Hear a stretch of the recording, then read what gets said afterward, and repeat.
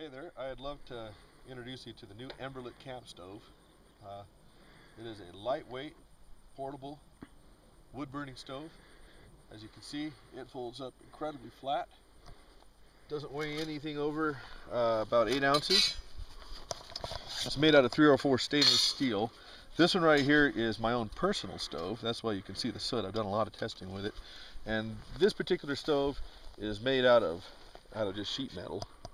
So know that the stoves that'll be offered won't stain quite as easily, and they'll definitely won't rust out on you. So it goes together real simply. We have these 3 back panels, and we have the burning plate. Now the burning plate, just insert the tabs into these little slots. And then we have the front door with the feed port. Now notice there's no groove or no slot on this thing. And there's a reason for that. It's because after you put this piece together, you take the stove and you torque it ever so slightly to get that front panel to lock into place. This thing is absolutely bomb-proof. It is not going to come apart on you. I've used a few other wood-burning stoves where they were a great idea, but their construction left them a little bit flimsy. This thing is stout enough to put a Dutch oven on it without a problem. There we go. It's simple. It's elegant. It does one thing really well, and that's burn fuel that you find along the trail side, and it burns it efficiently and with very little smoke. I'm going to show you that here in just a second. Actually, what I intend to do is I intend to cook some food and show you this stove in action. And so, if you bear with me, I'm going to grab my matches. Let's get the show on the road.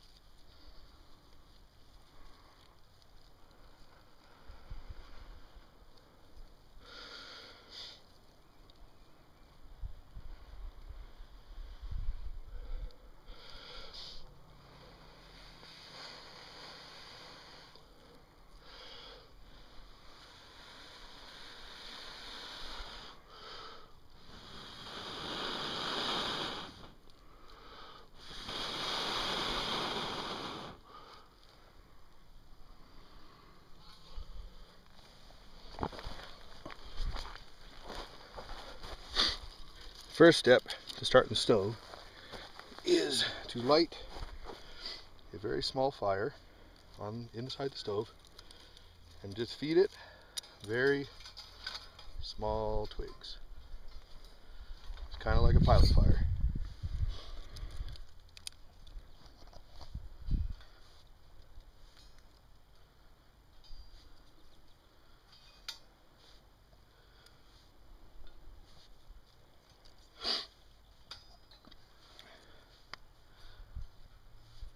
As you see, these are just little bits of juniper and sagebrush I gathered from the area. By the way,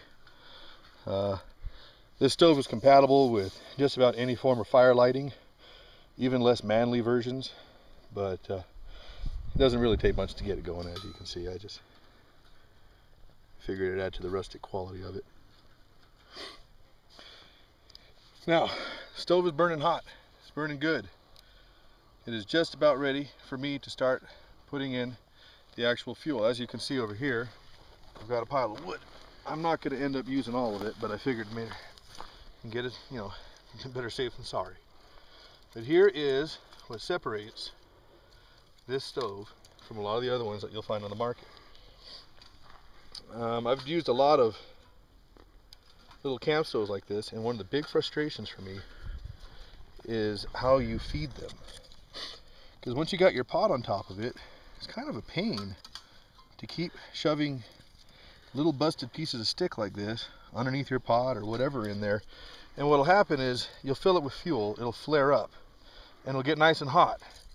And it'll burn through all those small bits of wood, and it'll die down. And so you got this constant yo-yo effect of heat, and then dying down, and then getting hot, and then dying down.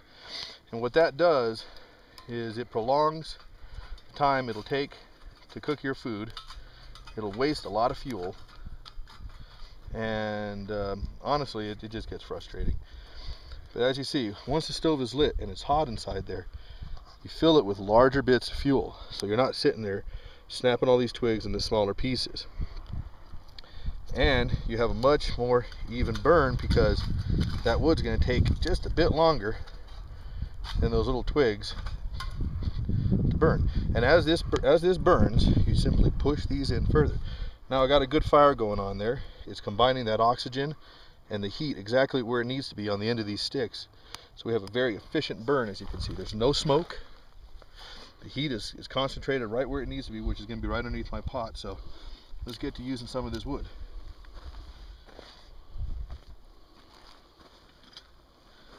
Little tea kettle. And put some water in there.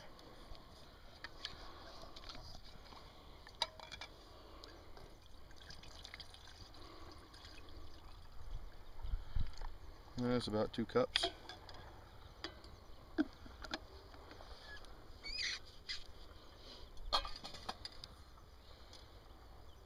tea kettle on the stove.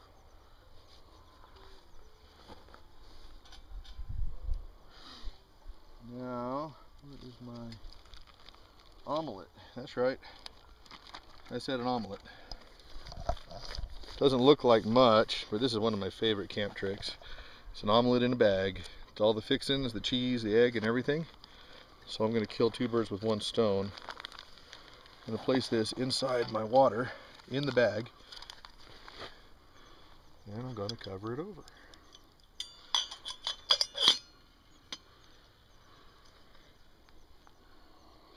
Fire is burning good. Stove is good. Now we sit and we wait.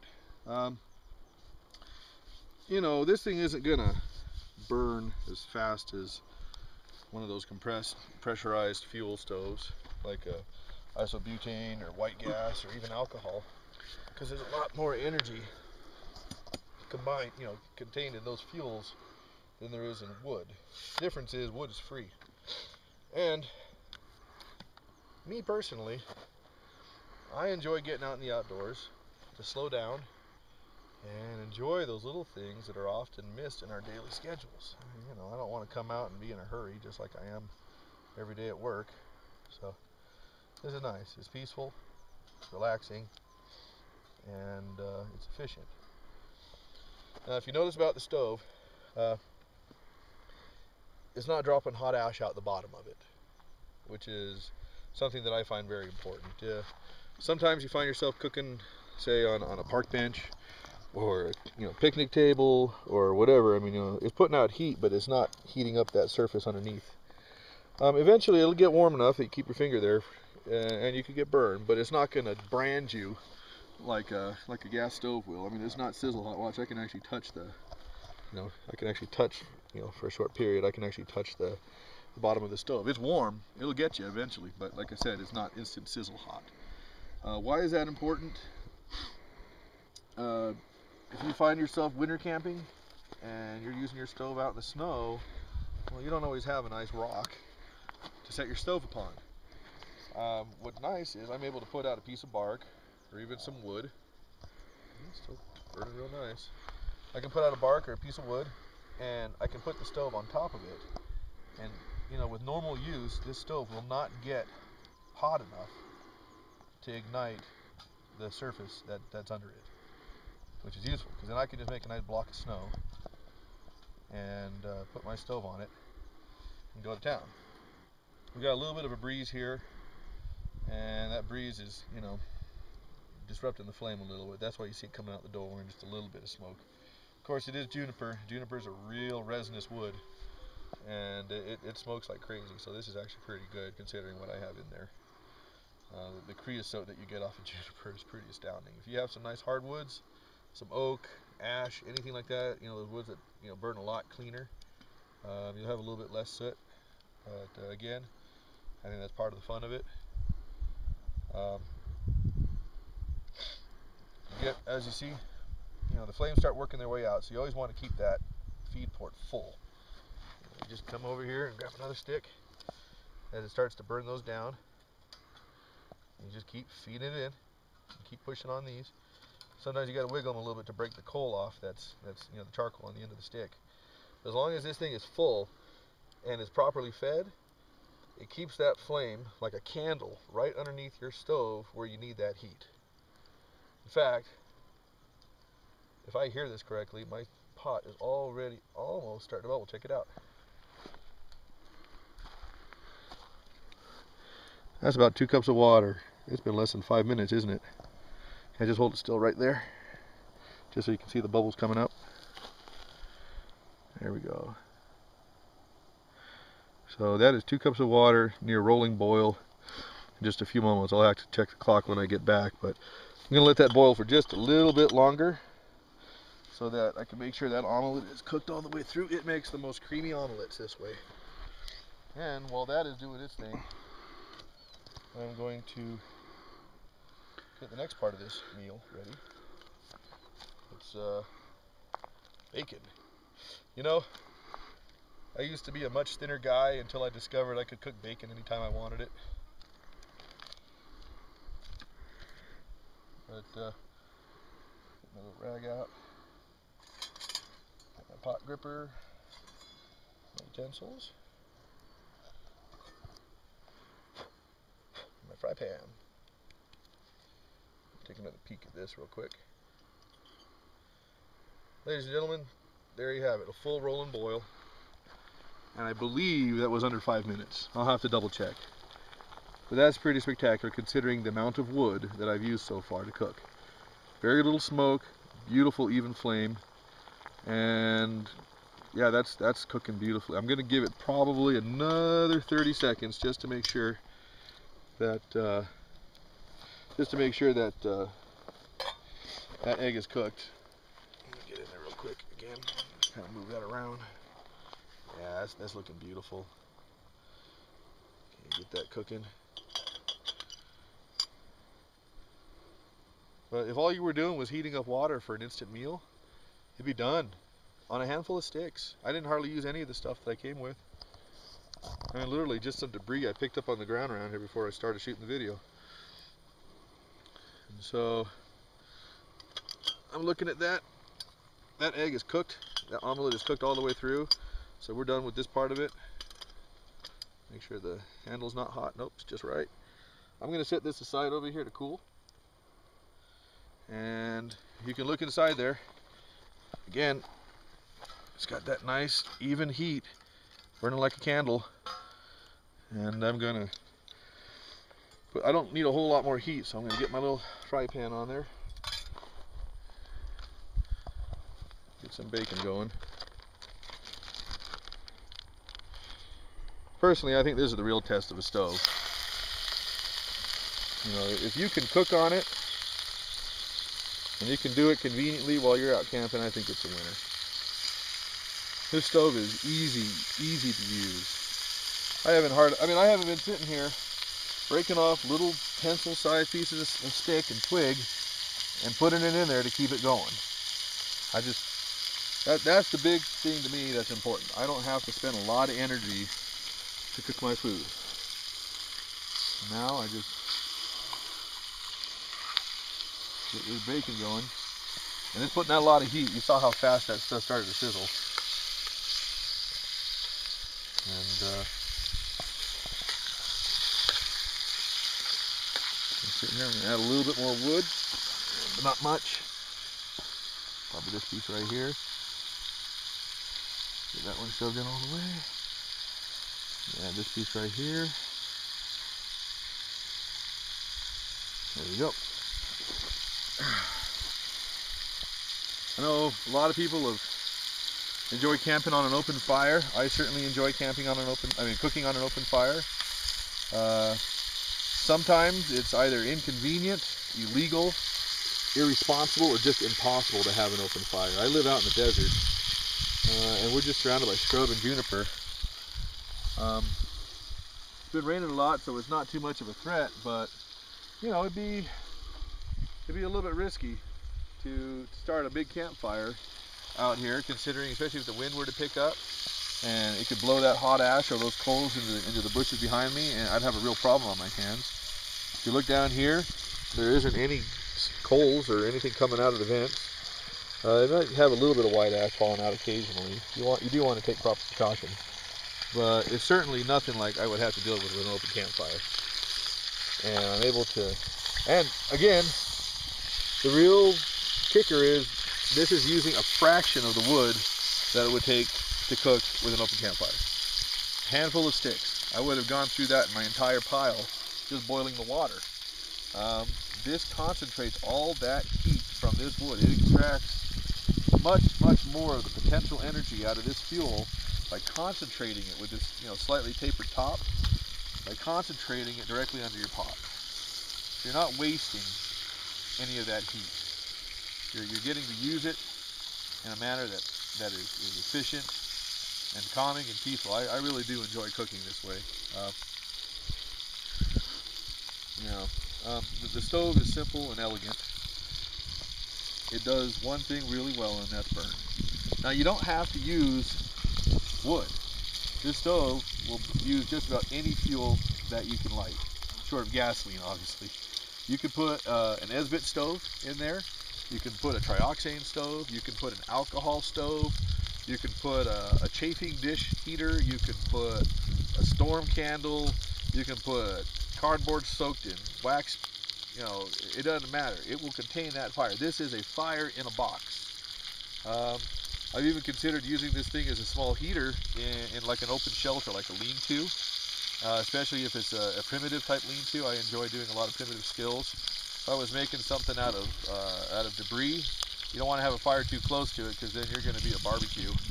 But this is nice. I can actually bring in hot coals and put them in my stove. It's a little brazier at that point, and I can still take advantage of the heat put off of it without the risk of having an open fire, especially one that throws sparks and stuff everywhere.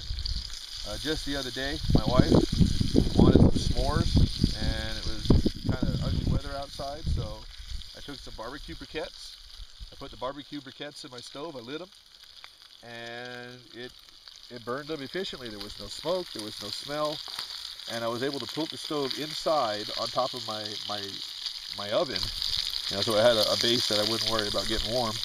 And we roasted marshmallows. We made s'mores indoors with the little Emberlit stove.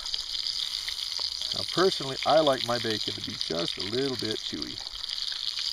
I'm not a real fan of the super crispy bacon, so I'm thinking that's pretty good. So I'm going to make my plate. I'm going to turn off the stove, get it all ready to disassemble, and I'll see you next time. Here we go. Get some of this bacon off.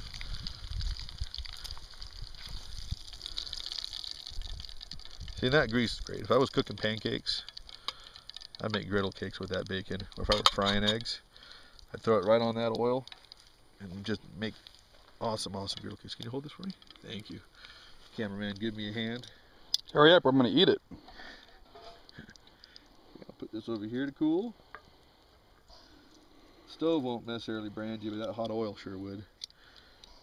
Now we don't need this heat anymore. We don't need all the fire in there. So I'm going to take these bits of fuel out.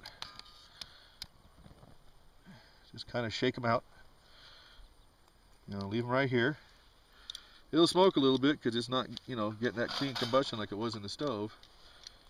I'll put these out. And now the only thing left is just a few embers. I can douse it with water at this time to put it out, or I could use it kind of as a warming dish. I mean, say I wanted to warm that water back up just a little bit, not to the point of scalding, but get it up so it's a comfortable warm, especially for if you're making some brew. And while I'm cleaning up everything else and getting ready to make my, plate my meal, I can let it sit, warm up just a little bit.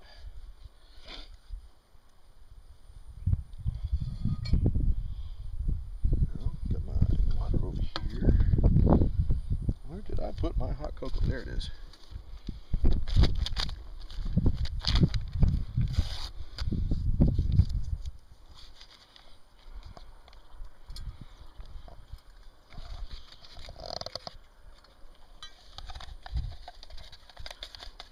Okay, got a little bit of hot cocoa in my cup. Now I'm gonna pour some water. This is the trick that I like about cooking my omelets in a bag is, see, I heated up the water. It cooked my omelet, but since my omelet's in a nice little bag, it didn't contaminate the water. So I'll pour that out. It's still plenty warm. Get back there.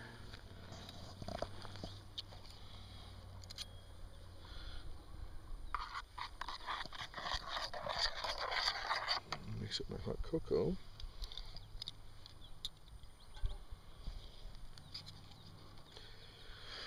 Now, to plate the eggs,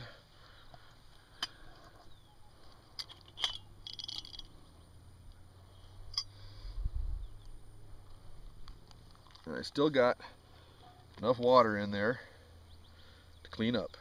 Let me get this thing out, show you how beautiful this is.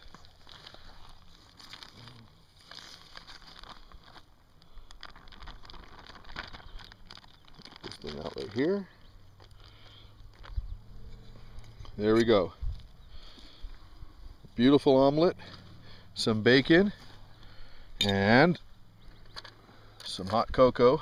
I still have plenty of warm water here to do my cleanup. The coals that are left in my Emberlit stove are taking care of that, keeping it nice and warm for me when I need it. Got my eggs and bacon, which is a heck of a lot better looking than dehydrated mac and cheese, and I'm going to enjoy this. Mushrooms, and cheese, and onions, and ham. That really is good, by the way.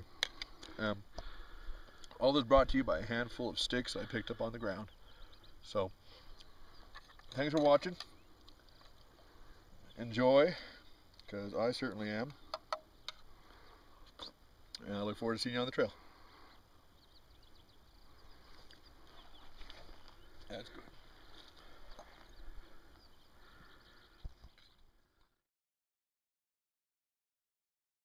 My cameraman stole my food. This is my pay for the day. It's good food, isn't it? It's very good food. Good stuff.